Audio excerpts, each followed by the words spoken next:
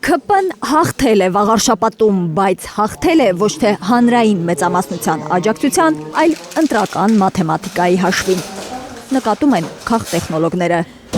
Վաղարշապատի ընտրություններին ընտրական իրավունք ունեցողների կեսն էլ չի մասնակցել։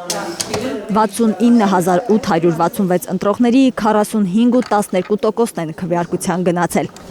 ՔՊ-ին ընտրել են 15292-ը։ Այսինքն իշխանությունը ստացել է ընդամենը 21.8% աջակցություն։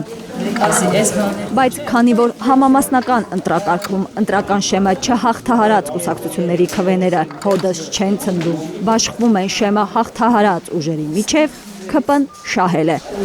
Վաղարշապատի ավականիում կձևավորի 58% մեծամասնություն։ Կկարողանա միանձնյա որոշում ներկայացնել, համայնքապետ նշանակել, առանց որևէ ուժի հետ կոալիցիա կազմելու։ Վաղարշապատի ավականի 33 տեղերից 19-ը ՔՊ-ինն են, 14-ը ընդդիմադիրներինը։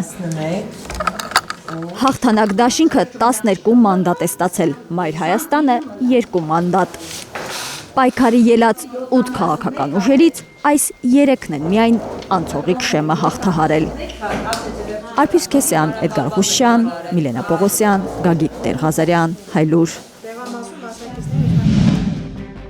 Հայաստանում եւ աշխարհում տեղի ունեցող իրադարձությունների մասին առաջինն իմանալու համար բաժանորդագրվեք մեր ալիքին, սեղմեք զանգակը, որ բաց չթողնեք ամենահրատապը, ամենակարևորն ու հետաքրքիրը։